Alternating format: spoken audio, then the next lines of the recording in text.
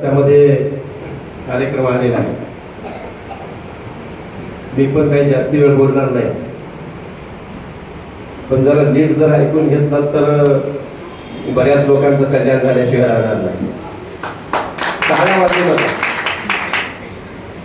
टाळ्याच्या भांगडीत घोटाळे होतात.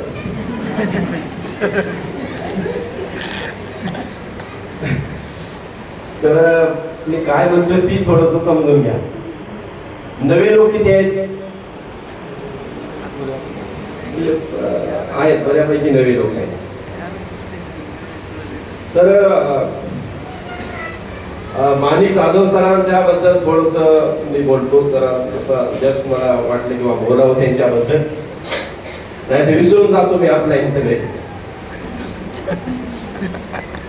कारण मी ऑफलाईन नसणारा माणूस आहे. ज्यांनी मला सुरू केलं, किती वेळ बोलायचं, तुम्ही येऊन थांबल्यामुळे बोलायचं, म्हणजे त्याच्या पलीकडे जात नाही. कारण मला भाषण करायचा शौक नाही. तुम्हाला काय पाहिजे ही महत्वाची बाब आहे. तर बघा, जाधव सरांच्या बाबतीमध्ये बोलत असताना मी म्हणे, जो चट्टानों को चटका दे रवानी उसे कहते हैं, जो दिल पर नकश हो जाए कहानी उसे कहते हैं. जो चट्टानों को चटका दे रवानी उसे कहते हैं, जो दिल पर नकश हो जाए कहानी उसे कहते हैं. नहीं मालूम मुझे करिश्मा कैसा होता है, अरे पलट दे जो हिमालय को, प्रोफेसर माणिक जाधव उसे कहते हैं. म्हणजे तुम्ही फ्रेश व्हावं म्हणून असं मी म्हणालो. तर नव्या लोकांच्यासाठी माझी ओळख करून देतो. मी प्राध्यापक आहे राजेश ढवळे.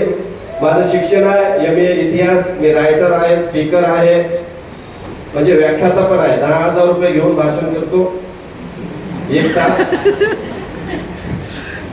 आणि खात्यावर पैसे आल्याशिवाय भाषणाला जात पण नाही. गजानन शिंदेला माहिती आहे. त्यांच्या गावात त्या शिवजयंतीला गेलो, 10,000 पण घेतले आणि एक STC पण तुम्हाला दिला फुकटच्या पात्रात.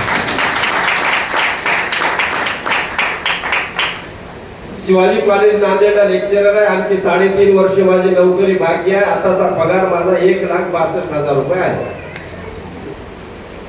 आता 1,62,000 रुपये पगार आहे. सगळ्या गोष्टी, पण ती पगार आम्हाला नवरा बायकोला कमी पडतो, म्हणून मी शॅम्पू तेल विकायचा धंदा सुरू केलाय. आता जगाला किती पटाला हे मला माहित नाही, पण मला माझ्या बायकोला सगळ्यांना हा धंदा पडतो. कारण या देशामध्ये जो माणसं शॅम्पू विकतो, साबण विकतो, तेल विकतो, जी माणसं उत्पादने विकतात ते या देशाचे मालक झालेले आहेत. आता प्रश्न असा आहे, टाळ्या वाजवू नका म्हणाल की मी. तुम्हाला आमच्या लोकांना सवय लावल्या वाजवा टाळ्या म्हणायला, आणि जी टाळ्या वाजवणारी माणसं आहे ती काहीच करीत नाही. कारण त्याला हाताची ताकदच माहित नाही. ती कुणी म्हणले की वाजव टाळ्या, कुणी म्हणले की वाजव टाळ्या. माझा प्रश्न असा असतो, टाळ्या वाजवणाऱ्या हाताला, की त्या हाताला विचार कुणासाठी टाळ्या वाजवायला. देवाने तुला हात दिले, तर या हाताने तुझ्या घरात लेकरा बाळासाठी काय घेऊन चालणार. तुझ्या हाताला विचार की आजही तू किरायाच्या घरात राहतो, तुझं स्वतःचं घर बांधायचंय का नाही. त्या हाताला प्रश्न पडले पाहिजे ना, आपण विचारले पाहिजे. आपण नसत्या टाळ्या वाजवत बसतो. म्हणून या हट्टाला स्वतःला प्रश्न विचारणं अतिशय गरजेचं आहे. माय मावल्यांनो, बांधवांनो, तुम्ही खूप मोठ्या संख्येने या ठिकाणी उपस्थित झालात. तर माझं म्हणणं आहे, आज तुम्ही इथं आलात ना, तर इथं कशासाठी आलात हा पहिला प्रश्न पडला पाहिजे. आपण या हॉलमध्ये आता कशासाठी आलात हे जर आपल्याला प्रश्न पडलेला नसेल, तर इथं येणं व्यर्थ आहे, रिक्षानं आणणं व्यर्थ आहे, 30 रुपये 12च्या नंतर 50 रुपये देणं देखील व्यर्थ आहे. काही कारण नाही. प्रश्न पडला पाहिजे, मी इथं का आलोय. मी का आलो. माझ्या संसाराला पैसे कमी पडतात, 1,62,000 रुपये आम्हाला कमी पडतात. आणखी काहीतरी पैसे कमवले पाहिजे म्हणून मी ह्याच्यामध्ये आलो. तुम्ही बिझनेस करावा अशी माझी मुळात इच्छा नाही. बघा, माझा अँगल थोडासा वेगळा असतो. तुम्ही बिझनेस करावा अशी माझी इच्छा नाही, आणि तुम्ही करा म्हणून असा मी आग्रही धरत नाही. कारण ईश्वराने दिलेलं आपलं शरीर आहे, जीवन आहे. कुणी कसं जगावं ही त्याचा अधिकार आहे. मग कुणी भीक मागून जगेल, आता भीक मागून म्हणल्यामुळे तुम्हाला काय वाटते? मंदिराच्या पुढे बसणाराच माणूस भीक मागतो आणि मोबाईल मध्ये डाटा संपताना बापाला पैसे मागणारा भिकारी नाही का? अबे त्याच्यापेक्षा मोठा भिकारी तर कोणीच नाही. अंगावरचे कपडे घेताना हळूच आईला म्हणतो की आई मला ड्रेस घ्यायचा आहे, बापाची भीती वाटते. तुझ्यासारखा भिकारी तर कुणीच नाही. म्हणून माझा अँगल थोडासा वेगळा असतो. तर मित्रांनो, जेव्हा आपण जन्माला आलोय तर खऱ्या अर्थाने विचार झाला पाहिजे, आपली माणूस म्हणून का जन्माला आलो? गाय, बैल, शेळी, मांजर, डुक्कर वगैरे म्हणून का नाही?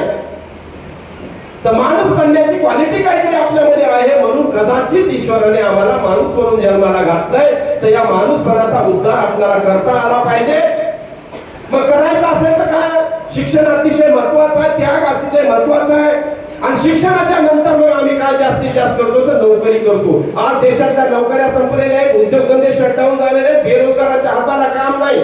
मिलिटरी सारखे पद देखील तुमची माहिती असते, शिपायाचे पद असतात ते देखील 4 वर्षासाठी आहेत. पोलीस भरती कॅन्सल आहे. बीएड चे सगळे बेरोजगार आहे. इंजिनियर करणारा 15,000 वर काम करतोय. IIT वाले पोरं बेरोजगार म्हणून फिरताय. मग अशा कंडिशन मध्ये आपल्याला काय करावं लागेल? पैशाशिवाय तर मार्ग नाही. कारण भाकर जर खायची असेल तर त्याला पैसा लागतोच. कोणी जर म्हणत असेल की लागत नाही, याचा अर्थ असा आहे की तो बापाच्या जीवावर आयत खातो. म्हणून पैसा कमवणं गरजेचं आहे. पैसा कमवण्याचे मार्ग कोणते आहेत? तर 3 मार्ग आहेत. एक आहे शेती. ज्याला शेती नाही त्यानं काय करायचं?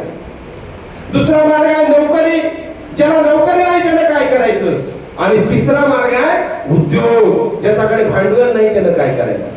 मग ज्याच्याकडे शेती नाही, ज्याच्याकडे नोकरी नाही, ज्याच्याकडे उद्योग नाही, त्या माणसाने पैसा कमवायचा नाही का?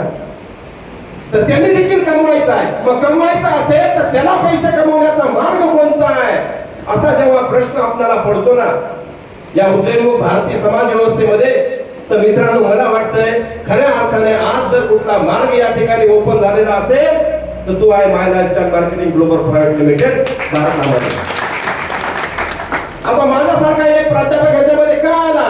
तर हा प्रोजेक्ट जो आहे तो गॅजेटेड प्रोजेक्ट आहे. 9 सप्टेंबर 2016च्या ऍक्ट नुसार लोकसभा राज्यसभेमध्ये कायदा पारित केला आणि याला रूल्स आणि रेग्युलेशन दिला गेलेले.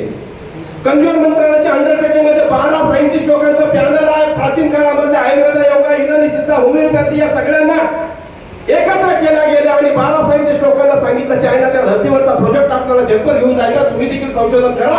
जवळपास 130 उत्पादने या देशामध्ये निर्माण केल्या गेले, ज्याचा बेस रामायण महाभारताच्या आयुर्वेदाचा आहे. आणि लोकांना सांगितलं हे उत्पादने जगभर आपल्याला न्यायचे. तर माझ्या या खेड्यातल्या बाईच्या माध्यमातून स्वयंपाक करणाऱ्या महिलेपासून शेतकऱ्यापासून सगळ्यांच्या हातामध्ये द्यायचंय. म्हणून 18 वर्ष पूर्ण केलेल्या कुठल्याही व्यक्तीला त्याची एजन्सी घेण्याचा अधिकार दिला गेला आणि एजन्सी घेतल्याच्या नंतर त्याच्या पॅन कार्ड वरून पुन्हा एजन्सी रिकमेंडेशन करण्याचा अधिकार दिला. एवढंच काम मी साधं करत गेलो. आज 5 कोटी रुपयाचा माल माझ्या खाली विकलेला आहे. आता मी कुठंच विकत नाही. मी काय चौकात जाऊन म्हणालो का ही घ्या पेस्ट, ही घ्या शॅम्पू, ही घ्या तेल, असं कधीच केलेलं नाही. यंत्रणा आहे स्किल इंडियाची. हार्वेस्ट सक्सेस अकॅडमीच्या माध्यमातून काम तुमच्या पुढे नेला जातं. म्हणून इथं बसलेला प्रत्येक माणूस हा या एजन्सीमध्ये काम करू शकतो. बचत गटातली महिला असू दे, शेतकरी असू दे, अधिकारी असू दे, कर्मचारी असू दे, सगळे लोक जे आहेत यामध्ये काम करू शकतात. आता बघा गजानन शिंदे सारखा एक पोरगा गाड्या साफ करणारा, पंक्चर काढणारा STC आहे, म्हणजे त्यांचं इन्कम साधारणतः 40-45 हजार आहे. चौरे मॅडम सारखी एक महिला आमची या परळीमध्ये आज एक लीडर म्हणून काम करते, TC लीडर आहे. त्या देखील जवळपास 10-15 हजार रुपये काम करतात. फक्त पैसा कमवण्यासाठी संगत बदलावी लागते. इथं आमचे महाराज बसले, 2 महाराज, तुकाराम महाराजांचा एक अभंग आठवला. तुकाराम महाराज काय म्हणायचे? ढेकणाच्या संगे हिरा जो भंगला, साधू जो नाडला कुसंगे. ढेकणाच्या संगे हिरा जो भंगला, साधू जो नाडला कुसंगे. माणूस एकदम हिऱ्यासारखा आहे, पण ढेकणामध्ये जर राहिला तर तो भंग पावतो. माणूस एकदम एकपट आहे, साधू आहे, पण जो कुसंगी झाला तर त्याचा आसाराम बापू होतो. म्हणून तुम्हाला जर तुमच्या घरामध्ये घेऊन जायचं असेल तर अवतीभोवतीचं चेंज माणसं तुम्हाला चेंज करावं लागतील. जसं की नागोरे सर म्हणाले जवळचे माणसं कोणीच आले नाही. मी तर हमेशा म्हणत असतो जवळचे माणसं येत नसतात. आप गैरों की बात करते हैं, हमने तो अपने भी आजमाए. आप गैरों की बात करते हैं, हमने तो अपने भी आजमाए हैं। लोग कांटों से बच के चलते हैं यारो, हमने फुलों से जगमगाए आहे. जवळच येत नाही, मला पण माहित आहे, पण जवळच्याला बाजूला सारून देखील तुम्ही पुढे जाऊ शकता. एक सोन्यासारखा बिझनेस तुमच्या समोर आलेला आहे. तुमच्या घरात पैशाची गरज आहे का नाही तुमचं तुम्ही ठरवा. पैसे कमवण्याचा मार्ग तुमच्या जवळ दुसरा आहे का नाही तुमचं तुम्ही ठरवा. जर तुम्हाला घरामध्ये पैसे घेऊन जावं वाटत असेल, गरज असेल पैशाची, तर करा, नाहीतर मग आपलं चालूच आहे त्या पद्धतीने तुम्ही करू शकता. मग कुणाच्या टाळ्या वाजवा, कुणाचे झेंडे घ्या, माझं काही त्याच्यात म्हणणं नाही. मी मात्र ह्याच्यामध्ये काम करतो. मागच्या 4.5 वर्षामध्ये एक गाडी घेता आली, घर घेता आलं, सगळं झालं.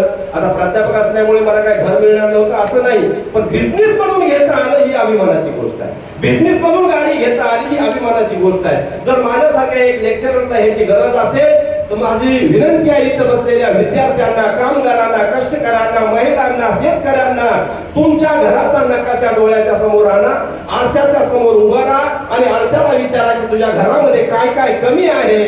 आरसा कधीच खोटं बोलत नाही, पण आरशाचा राग मात्र नक्क्या माणसाला नाही येतो, कारण ती खरं बोलतो ना. नकटा जो आहे म्हणजे कर्तृत्वाने नकटा असणारा, बरं नैसर्गिक म्हणत नाही, कर्तृत्वाने नकटा असणाऱ्या माणसाला लय राग येतो भयंकर, ती बघतच नाही. म्हणून आरशाला विचारा, आरशाचा वारसा बनवा आणि हाच वारसा लेकरा बाळासाठी पुढे घेऊन जावा. तुमच्या घरामध्ये आता येणारा काळ जो आहे तो लक्ष्मी आपल्या दारामध्ये येते. घरात लक्ष्मी बसून दरवाजा उघडा ठेवून घरात लक्ष्मी येत नाही बघ ना, कदाचित आयती बी कोणी घेऊन जाईल. त्याच्यासाठी घरातल्या लक्ष्मीला आमच्या नांदुरे ताई सारख्या खांद्यावरचा पदर कमरेला बांधून या समाज व्यवस्थेच्या छाताडावर व्यापार करावा लागतो, तेव्हा लक्ष्मी घरामध्ये येते. तुम्ही तसा व्यापार करावा, त्यासाठी माझ्याकडून हार्दिक हार्दिक शुभेच्छा. जय भारत, जय